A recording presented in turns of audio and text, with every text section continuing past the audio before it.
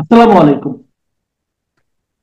অন্য মঞ্চের আলাপ চাইতায় আপনাদের সকলকে আমন্ত্রণ জানাচ্ছি। বেগম খালেদা জিয়ার জীবনে এমন সংকট কখনো আসেনি। দিন কয়েক ধরেই হাসপাতালে পড়ে আছেন। কখনো শোনা যাচ্ছে অবস্থা খুবই নাজুক, আবার বলা হচ্ছে সাড়া দিচ্ছেন, নিচ্ছেন ওষুধও। তার হাসপাতালের সামনে ভিড় করেছেন হাজারো সমর্থক। দল মত নির্বিশেষে দোয়া করছেন সুস্থ হয়ে উঠুন তিনি। কিন্তু এত কিছুর মধ্যেও খালেদা জিয়ার পাশে নেই তার সবেধন নীলমণি তারেক রহমান। কেন? ফেসবুক স্ট্যাটাসে নিজের অসহায়ত্বই যেন স্বীকার করলেন ভদ্রলোক। মায়ের এহেন পরিস্থিতিতেও যদি ফিরতে না পারেন তারেক রহমান, তবে তলে তলে দেশে যে ভয়ঙ্কর খেলা চলছে সেটা পরিষ্কার। কিন্তু সেই খেলাটা আসলে কি?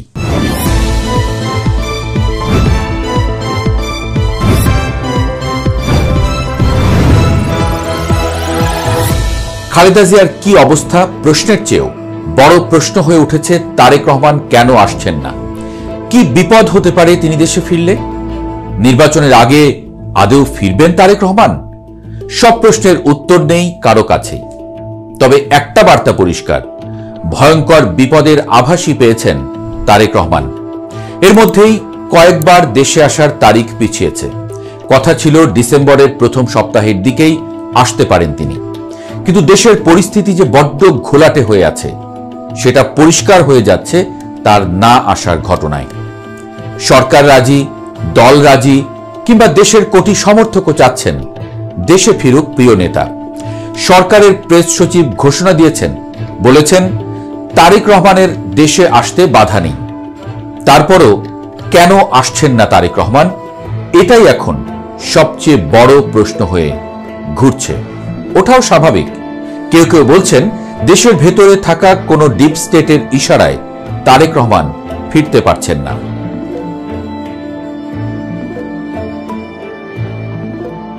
মায়ের জীবন মৃত্যুর সন্ধিক্ষণেও তারেক রহমানের দেশে ফিরতে না পারা এবং এ নিয়ে তার ফেসবুক স্ট্যাটাস রাজনৈতিক মহলে আলোচনার ঝড় তুলেছে। এই প্রশ্নটাই এখন ঘুরপাক খাচ্ছে, কেন দেশে ফেরার সিদ্ধান্ত নিতে পারছেন না তিনি, এবং এই সিদ্ধান্তের নিয়ন্ত্রণই বা কার হাতে? বিএনপির ভারপ্রাপ্ত চেয়ারম্যান তারেক রহমান তার ভেরিফাইড ফেসবুক পাতায় যে স্ট্যাটাসটি দিয়েছেন তা যথেষ্ট ইঙ্গিত বহন করে। তিনি লিখেছেন, এমন সংকটকালে মায়ের স্নেহ পাবার তীব্র আকাঙ্ক্ষা যে কোনো সন্তানের মতো আমারও রয়েছে, কিন্তু অন্য আর সকলের মতো এটা বাস্তবায়নের ক্ষেত্রে আমার একক সিদ্ধান্ত গ্রহণের সুযোগ অবারিত ও একক নিয়ন্ত্রণাধীন নয়।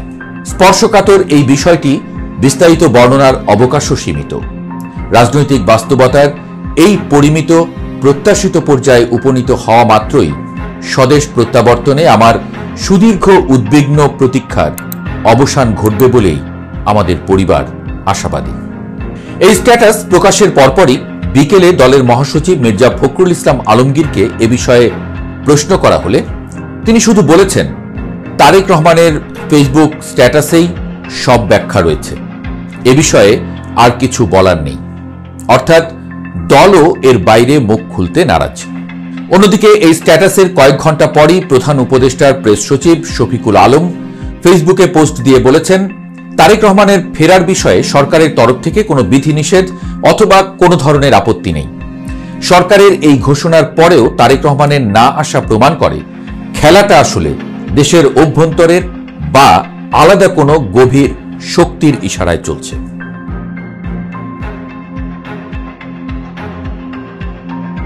তারেক রহমান অক্টোবরের শুরুতে বিবিসি বাংলাকে দেওয়া সাক্ষাৎকারে দ্রুতই দেশে ফিরে নির্বাচনে অংশ নেওয়ার কথা জানিয়েছিলেন।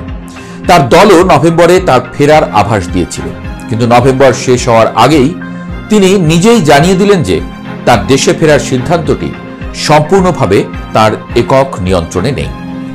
শেখ হাসিনার সরকারের পতনের 15 মাস পরও কেন এই অনিশ্চয়তা, যেখানে আওয়ামী লীগ আমলে এবং তার আগে সেনা সমর্থিত তত্ত্বাবধায়ক সরকারের সময়ে দায়ের হওয়া সব মামলা থেকে তারেক রহমান ও তার স্ত্রী জুবাইদা রহমান আইনি প্রক্রিয়ায় অব্যাহতি পেয়েছেন। পাশাপাশি নিরাপত্তা নিশ্চিতের জন্য বুলেট প্রুফ গাড়ি এবং অস্ত্রের লাইসেন্সের আবেদনের খবরও সংবাদ মাধ্যমে এসেছে। দৃশ্যত মামলা বা নিরাপত্তাজনিত কারণে তার দেশে ফিরতে কোনো বাধা নেই। তাহলে বাধাটা আসলে কোথায়? বিএনপির কোন কোন সূত্র বলছে তারেক রহমানের দেশে ফেরার বিষয়ে প্রভাবশালী কয়েকটি দেশের আপত্তির বিষয়টি কাজ করে থাকতে পারে। তবে কোন দেশ কেন আপত্তি জানাচ্ছে এবং কিভাবে জানিয়েছে সে বিষয়ে তারা নিশ্চিত করে কিছু বলতে পারছেন না। রাজনৈতিক বিশ্লেষক মহিউদ্দিন আহমদ মনে করেন, তারেক রহমানের ফেসবুক স্ট্যাটাস ইঙ্গিত দিচ্ছে যে দেশে আসার বিষয়টি তার নিজের উপর নির্ভর করে না এবং এর সঙ্গে আরো অনেকগুলো ফ্যাক্টর জড়িয়ে আছে যার উপর তার নিয়ন্ত্রণ নেই। তিনি বলেন, উইকিলিক্সের ফাঁস হওয়া প্রতিবেদনে তারেক রহমানের বিষয়ে যুক্তরাষ্ট্রের আপত্তির বিষয়টি সামনে এসেছিল এবং যে যাই বলুক না কেন, ভারত এবং যুক্তরাষ্ট্রের নীতির পরিবর্তন না হলে তারেক রহমান দেশে ফিরবেন কোন ভরসায়? বাংলাদেশের রাজনীতি অনেকটাই নির্ভর করে ভারত এবং যুক্তরাষ্ট্রের চাওয়ার উপরে।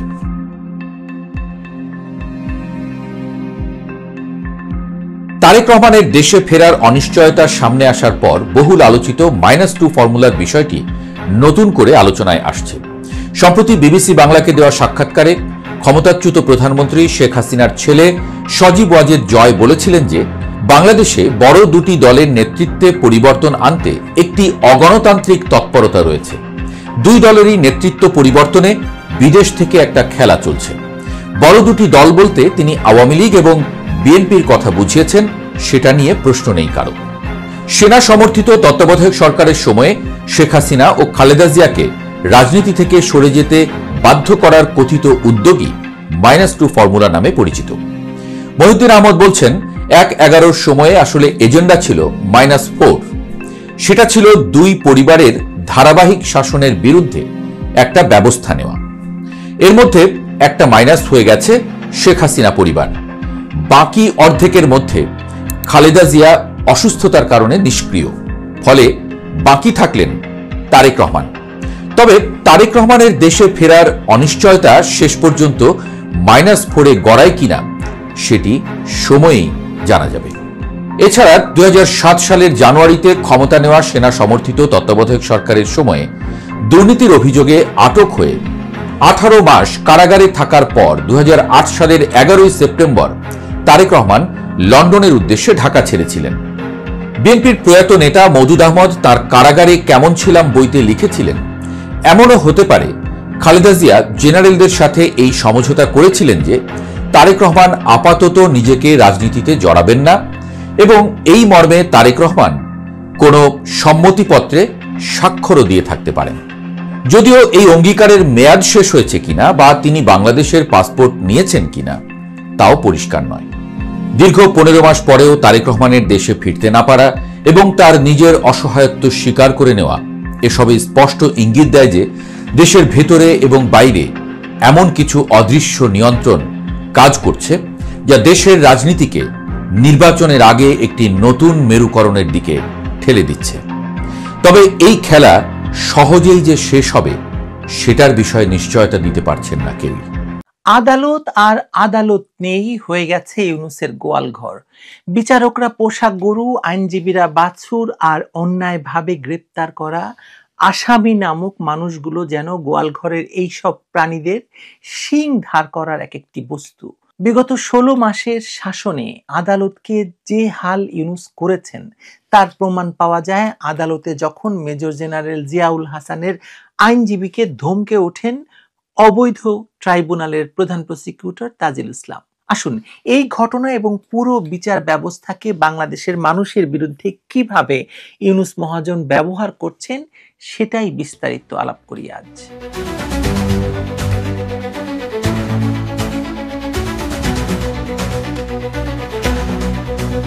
আদালত এখন ইউনূস সরকারের সবচেয়ে বড় হাতিয়ার হয়ে উঠেছে শেখ হাসিনা এবং আওয়ামী লীগকে দমন, নিপীড়ন এবং নির্যাতনের জন্য। এমনকি আদালতকে ব্যবহার করে মুক্তিযুদ্ধের পক্ষের যে কোনো মানুষকে হেনস্থা, সাজা এবং আক্রমণ করার ব্যবস্থাও করেছে এই সরকার। এর আগের বিশ্লেষণগুলোতে আমি বারবার বলেছি যে বাংলাদেশের বিচার ব্যবস্থাকে ইউনূস তার পকেটে পুরে রেখেছেন এবং আদালতকে তার শোবার ঘর, গোয়াল ঘর, যাই বলেন না কেন, রান্নাঘরের মতো যথেচ্ছ ব্যবহার করছেন এবং বিচারক নামের কিছু কর্মচারীদের দিয়ে যাচ্ছে তাই রায় দেওয়াচ্ছেন। সর্বশেষ আওয়ামী লীগ প্রধান শেখ হাসিনা এবং তার পুত্র সজীব ওয়াজেদ জয় এবং কন্যা সাইমা ওয়াজেদ পুতুলের বিরুদ্ধে সাজা ঘোষণা করিয়েছেন। শেখ হাসিনাকে এরই মধ্যে মৃত্যুদণ্ডের শাস্তি দিয়েছে ডক্টর ইউনূসের অবৈধ আদালতের অবৈধ আইনের আওতায়। এখন তার সন্তানদের সাজা দেওয়া হলো যাতে তারা নির্বাচনে অংশ না নিতে পারেন। পুরো শেখ হাসিনার পরিবারকে নির্বাচন থেকে দূরে রাখার সমস্ত আয়োজন শেষ করে ফেলেছে তারা। এখন তো মনে হচ্ছে যে কোনো সময় হয়তো আওয়ামী লীগের উপর থেকে নিষেধাজ্ঞা তুলে নেওয়া হতে পারে, কারণ আওয়ামী লীগ অংশ নিতে পারবে কিন্তু শেখ হাসিনার পরিবার অংশ নিতে পারবে না। এই খেলা তো ইউনূস খেলে ফেলেছেন। যাই হোক, আজকে সেসব প্রশ্ন নয়, প্রশ্ন হলো ডক্টর মোহাম্মদ ইউনূসের সরকার আদালতকে কি বানিয়ে ফেলেছে, সেই প্রশ্নের উত্তর খুঁজবো আজকে। শুরু করি অবৈধ সরকারের অবৈধ ট্রাইব্যুনাল আন্তর্জাতিক অপরাধ ট্রাইব্যুনালকে দিয়েই, যেখানে অবৈধ অধ্যাদেশকে আইন হিসেবে দেখিয়ে শেখ হাসিনাকে ফাঁসির রায় দেওয়া হয়েছে গত সপ্তাহের ঘটনা। এই ট্রাইব্যুনালে মেজর জেনারেল অবসরপ্রাপ্ত জিয়াউল আহসানের মামলার শুনানিতে একটা সাধারণ আইনি তর্ক কোথায় নিয়ে যাওয়া হয়েছিল সেটা বোঝা যায় যে চিফ প্রসিকিউটর তাজুল ইসলামের আচরণ থেকে।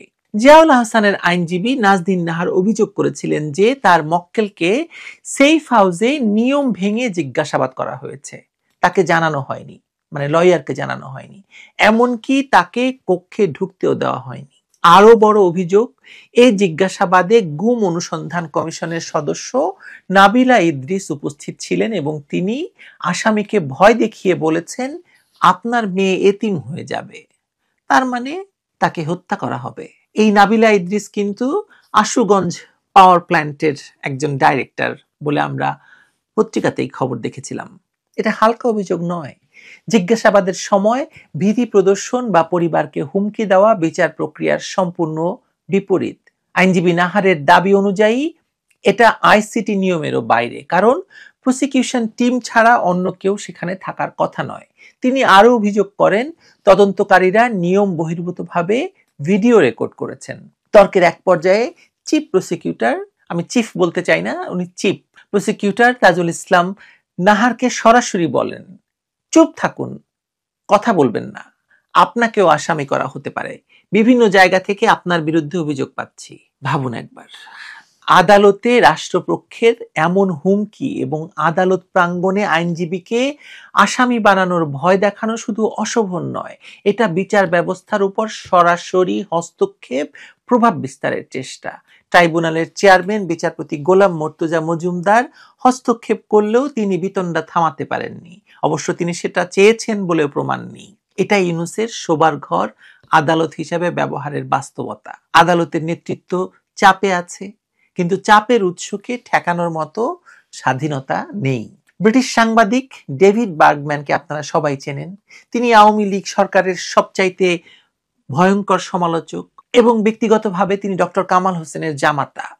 তিনি এই ট্রাইব্যুনালকে শুরু থেকে অবৈধ বলে আসছেন। এবারও তিনি এই ট্রাইব্যুনালে ঘটা তাজুলের ভয়ঙ্কর আচরণ নিয়ে তার ফেসবুকে কয়েকটি প্রশ্ন তুলেছেন। তিনি স্পষ্টতই বলেছেন যে নাবিলা ইদ্রিসের বিরুদ্ধে উত্থাপিত অভিযোগ তদন্ত ছাড়া ফেলে রাখা যাবে না। এমন হুমকি সত্য হলে এটা শুধু নৈতিক ব্যর্থতা নয়, এটা ন্যায় বিচারকে ধ্বংস করার মতো ঘটনা। ট্রাইব্যুনাল চাইলে ভিডিও দেখে যাচাই করতে পারে। 2, নাজদিন নাহারকে হুমকি দেওয়ার ধরনটা পুরনো এক দৃষ্টান্তকে মনে করিয়ে দেয়। 2013 সালে জামায়াতের আইনজীবী আব্দুর রাজ্জাক একই ধরনের চাপের মুখে দেশ ছাড়তে বাধ্য হয়েছিলেন। ইতিহাসের এই পুনরাবৃত্তি বিচার ব্যবস্থার সুস্থতার গভীর প্রশ্ন তোলে। 3, তাজুল ইসলামের আরেক দাবি, জিয়াউল আহসান নাকি 1000 মানুষকে হত্যা করেছেন এবং লাশের পেট কেটে নদীতে ফেলেছেন। এ ধরনের ভয়াবহ অভিযোগ আদালতে প্রমাণ ছাড়া তোলা এক ধরনের মিথ্যাচার। আদালতের ভাষা তথ্য নির্ভর হওয়া উচিত, রাজনৈতিক বক্তৃতা নয়। বার্গম্যান আরো একটি জরুরি প্রশ্ন তুলেছেন, গুম অনুসন্ধান কমিশনের সদস্য কিভাবে একটি ফৌজদারি মামলার জিজ্ঞাসাবাদে উপস্থিত থাকেন? কমিশন তো আলাদা সংস্থা, তারা যদি কারো কাছ থেকে তথ্য নিতে চান সেটা প্রসিকিউশনের বা পুলিশের উপর নির্ভর না করে স্বাধীনভাবে হওয়া উচিত। তার এই ফেসবুক স্ট্যাটাসের নিচে অনেকেই মন্তব্য করেছেন। একটি মন্তব্য খুব স্পষ্ট, সেখানে বলা হয়েছে যে এটাই আসলে বাংলাদেশের বিচার ব্যবস্থা এবং বর্তমান রাজনৈতিক পরিবেশের প্রতিচ্ছবি। মন্তব্যকারীর মতে দেশে এখন বিচার নয়, একটা পরিকল্পিত প্রতিশোধ চলছে। শেখ হাসিনার মৃত্যুদণ্ড থেকে শুরু করে দলীয় নেতাদের বিরুদ্ধে মামলা, ভয় দেখিয়ে, স্বীকারোক্তি আদায় করে, প্রশ্নবিদ্ধ জিজ্ঞাসাবাদ করে সবই রাজনৈতিক উদ্দেশ্য পরিষ্কার করে। মানে এসবই যে রাজনৈতিক উদ্দেশ্যে করা হচ্ছে সেটাই পরিষ্কার হয়। বিচার ব্যবস্থা পক্ষপাতদুষ্ট হয়ে গেলে আইনের শাসন কাগজে থাকে, বাস্তবে থাকে না। সর্বশেষ যে ঘটনাটি ঘটেছে এই সরকারের আদালতে সেটা বলি আপনাদের। ঠাকুরগাঁওয়ে আদালত প্রাঙ্গণে কয়েকজন বাউল এবং ভক্ত অনুরাগীদের উপর হামলার ঘটনা ঘটেছে। এতে অন্তত 4 জন আহত হয়েছেন। বুধবার দুপুর 2টার দিকে ঠাকুরগাঁও আদালত চত্বর এলাকায় এই ঘটনা ঘটে। কয়েকজন প্রত্যক্ষদর্শী জানিয়েছেন, মানিকগঞ্জে ধর্ম অবমাননার অভিযোগে করা মামলায় গ্রেপ্তার বাউল শিল্পী আবুল সরকারের মুক্তি এবং ভক্ত অনুরাগীদের উপর হামলার ঘটনায় জড়িতদের গ্রেপ্তারের দাবিতে দুপুরে সমাবেশ ডাকেন বাউল সাধক এবং ভক্ত অনুরাগীরা। এতে তৌহিদি জনতার ব্যানারে আসা একদল লোক তাদের উপর হামলা করেন বলে জানান 2 জন প্রত্যক্ষদর্শী। তাতে সমাবেশ পণ্ড হয়ে যায়। হামলায় 4 জন আহত হয়। তারা হলেন মোহাম্মদ মোখলেস, আলামিন হোসেন, বাবুল বাউলা এবং সানোয়ার হোসেন। বাউলদের আপনারা নিশ্চয়ই কোনো রাজনৈতিক দলে ফেলতে পারবেন না। একথা বলার জন্য যে রাজনৈতিক দলের ক্ষেত্রে সরকার এটা করতেই পারে। এবার দেখুন, কেবল আওয়ামী লীগ করার জন্য সরকারের বিচার বিভাগ, আদালত কি ভয়ঙ্কর আচরণ করে চলেছে গত 16 মাস ধরে। 2024 সালের 5ই আগস্ট মানে জুলাই সন্ত্রাসীরা ক্ষমতা দখলের পর থেকে পরিস্থিতি যেভাবে বদলে গেছে, আদালত প্রাঙ্গণ সেই পরিবর্তনের সবচেয়ে স্পষ্ট প্রতিচ্ছবি হয়ে দাঁড়িয়েছে। শেখ হাসিনাকে ক্ষমতাচ্যুত করার সঙ্গে সঙ্গেই আওয়ামী লীগের সাবেক মন্ত্রী, এমপি এবং নেতাদের বিরুদ্ধে চলমান মামলাগুলো হঠাৎ করেই উত্তেজনার কেন্দ্রবিন্দুতে চলে আসে। আদালতে হাজিরা দিতে গিয়ে অনেকে প্রকাশ্য হামলার মুখোমুখি পড়েছেন। আর এই সবকিছু ঘটেছে পুলিশের চোখের সামনে। তাদের পক্ষে দাঁড়ানো আইনজীবীরাও ছাড় পাননি, আর অনেকেই সরাসরি হামলার শিকার হয়েছেন। কেউ কেউ তো কাজই করতে পারছেন না হুমকি আর বাধার কারণে। বিচারকদের অবস্থাও ভালো নয়। হাইকোর্টের বিচারকের এজলাসে ডিম নিক্ষেপের ঘটনা ঘটেছে। আসামিদের হাত পেছনে বেঁধে আদালতে হাজির করা নিয়েও সমালোচনা কম হয়নি। আদালত এলাকায় আইনের শাসন অনেক জায়গায় ভেঙে পড়েছে। বাউল শিল্পী এবং সংসদ সদস্য মমতাজ থেকে সাবেক পররাষ্ট্রমন্ত্রী এবং শিক্ষামন্ত্রী ডাক্তার দীপুমণি, সংসদ সদস্য আরিফ খান জয়, সাংবাদিক শাকিল রূপা দম্পতি, সাবেক মন্ত্রী এবং সংসদ সদস্য সাবের হোসেন চৌধুরী, সাংস্কৃতিক ব্যক্তিত্ব আসাদুজ্জামান নূর এবং মন্ত্রীও ছিলেন তিনি, কারোরই জন্য আদালত প্রাঙ্গণ নিরাপদ ছিল না। সাবেক আইনমন্ত্রী আনিসুল হক তো পুলিশের সামনেই মারধরের শিকার হয়েছেন। বিচারকদের উপর হামলাও বারবার ঘটেছে এবং এসব ঘটনায় কাউকে সাজা বা শাস্তি দেওয়া হয়েছে বলে প্রমাণ নেই। বরং অভিযোগ আছে হামলাকারীদের মধ্যে অনেক আইনজীবী নিজেরাই যুক্ত। এর প্রভাব সবচেয়ে বেশি পড়েছে আইনজীবীদের উপর। আওয়ামী লীগের কোনো নেতার পক্ষে দাঁড়াতে শুরুতে প্রস্তুত ছিলেন না কোনো আইনজীবী। যারা পরে সাহস করে দাঁড়িয়েছেন তারাও হেনস্থা আর মামলা মোকদ্দমার ভেতর দিয়ে যাচ্ছেন। ব্যারিস্টার সাইদুল হক সুমনের পক্ষে যুক্তিতর্ক শেষে মিডিয়ার সামনে ব্রিফ করার সময় মারধরের শিকার হয়েছিলেন আইনজীবী মোর্শেদ হোসেন শাহিন। তার অফিস ভাঙচুর হয়, মামলা হয়, কিন্তু প্রতিকার হয়নি। এদিকে বিচার প্রক্রিয়ায় অসহযোগিতার অভিযোগও জমতে শুরু করেছে। কাগজপত্র না পাওয়া, শুনানির তারিখ দেরি করা, উদ্দেশ্য প্রণোদিত বাধা সৃষ্টি করা, আইনজীবীদের দাবি, এসব মিলিয়ে ন্যায় বিচার কঠিন হয়ে পড়েছে। জুনায়েদ আহমেদ পলকের আইনজীবী ফারজানা ইয়াসমিন রাখির কথায় ভয়টা এখন স্থায়ী হয়ে গেছে। আদালতে কথা বলতে বাধা আসে, কাগজপত্র সময় মতো মেলে না, আর মবের আশঙ্কা মাথায় রেখেই কাজ করতে হচ্ছে আইনজীবীদেরকে। একই সময় অন্য পক্ষের আইনজীবীরাও রেহাই পায়নি। কিন্তু বৈষম্য বিরোধী আন্দোলনের সময়ে 72 জন আইনজীবীকে কারাগারে পাঠানো হয়। চট্টগ্রামে চিন্ময় কৃষ্ণ দাস ব্রহ্মচারীর পক্ষে স্থানীয় কেউ দাঁড়াতে রাজি হয়নি। ঢাকার আইনজীবীরাও প্রথমে শুনানি করতে পারেননি। ভয়টা শুধু চট্টগ্রামে নয়, অভিযোগ অনুযায়ী আদালত ব্যবস্থা, এই অপব্যবস্থা সারা বাংলাদেশে ছড়িয়ে পড়েছে। বিচারকরাও চাপের বাইরে নাই। আইনজীবীদের হুমকি, এজলাসের ডিম নিক্ষেপ, এমনকি বিচারকের আচরণ নিয়ে সরাসরি অভিযোগ তুলে তাকে বেঞ্চ থেকে সরিয়ে দেওয়ার মতো ঘটনা ঘটেছে। আন্দোলনের সময় সুপ্রিম কোর্ট ঘেরাও করে প্রধান বিচারপতির পদত্যাগ দাবি এবং আদালতের পরিবেশকে নাড়িয়ে দিয়েছিল। পরে বিচারপতি বদলি এবং অস্ত্রের মুখে বিচারকদেরকে পদত্যাগ করানো হয়েছিল, বিচারিক ক্ষমতা স্থগিত করা হয়েছিল, নতুন নিয়োগ দেওয়া হয়েছে অবৈধ পন্থায়, এবং এখন তো দেওয়া হচ্ছে পদোন্নতি। সব মিলিয়ে বিচার ব্যবস্থা এক ভয়ঙ্কর অস্থির অবস্থার মধ্যে পড়েছে। এই অবস্থায়, এই পরিস্থিতিতে আদালতের নিরাপত্তার প্রশ্নের মুখে পড়তে বাধ্য হাইকোর্ট, তাই সব আদালত চত্বরে বিশেষ নিরাপত্তা বাহিনী গঠনের বিষয়ে রুল জারি করেছে। কিন্তু রিটকারী থেকে শুরু করে সাবেক বিচারকরা পর্যন্ত বলছেন আইন আছে কিন্তু আইনের প্রয়োগ নেই, আর প্রয়োগ না হলে বিচার ব্যবস্থায় আস্থা ফেরানো সম্ভব নয়। আদালত এখন শুধু আইনি লড়াইয়ের জায়গা নয়, তা পরিণত হয়েছে রাজনৈতিক সন্ত্রাসের জায়গায়, ভয় এবং শঙ্কার কেন্দ্রস্থলে। এখান থেকে বেরিয়ে আসা ছাড়া ন্যায় বিচার টিকিয়ে রাখা কঠিন। বাংলাদেশের আদালত ধ্বংস হয়ে গেছে গত 16 মাসে, তার প্রমাণ সর্বত্র। এই তো ইউনূস সরকারের আদালত আর বিচার ব্যবস্থা। আপনারা জানেন যে বিচারপতিদের হরে দরে প্রমোশন এবং আরো আগে অস্ত্রের মুখে বিচারপতিদের অবসরে পাঠানোর ঘটনা ঘটেছে বিগত 16 মাসে। পুরো আদালতের অবস্থা এমন যে এখন সেখানে বিএনপি বিচারপতি এবং অ্যাটর্নি জেনারেল, জামায়াতের আইনজীবী আর বিচার মন্ত্রণালয়ের দায়িত্বে আছেন আসিফ নজরুলের মতো ভয়ঙ্কর এক ক্ষমতালোভী, মিথ্যাবাদী আর ধুরন্ধর সুশীল, যার মূল শত্রু আওয়ামী লীগ, শেখ হাসিনা, মুক্তিযুদ্ধ আর বাংলাদেশের মানুষ। এই তো আদালত। এই আদালতে আপনি ন্যায় বিচার পাবেন সাধারণ নাগরিক হিসাবে? ভুলে যান, ন্যায় বিচারের কথা ভুলে যান। আমি নিজে আর কি বলবো, আমার নিজের নামে এতগুলো মামলা, আমার ভাইকে অ্যারেস্ট করা হয়েছে, কি বলবো বলুন? এই তো বাংলাদেশ।